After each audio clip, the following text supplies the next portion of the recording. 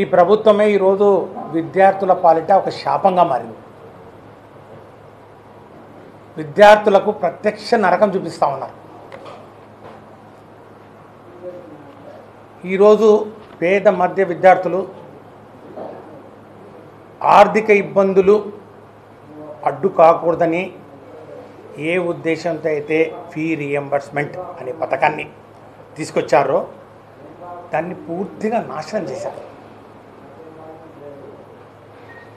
దాన్ని ఎంతగా తూట్లు పొడిచారంటే ఈరోజు విద్యార్థులు కానివ్వండి, యాజమాన్యాలు కానివ్వండి, ఈరోజు 8 ట్రై సెమిస్టర్ల పాటు ఇంతవరకు ఈ ఫీ రీఎంబర్స్మెంట్ బకాయిలు కొండలా పేరుకుపోయి ఉండి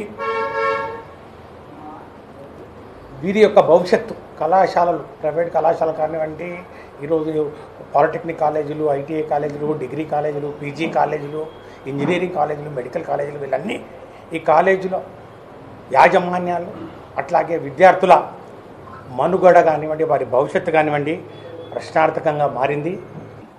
కూటమి ప్రభుత్వం వచ్చిన తర్వాత 8 త్రైమాసికాలకు సంబంధించి పిల్లలకు ఫీజు రీఎంబర్స్మెంట్ ఇప్పటివరకు ఇవ్వలేదు.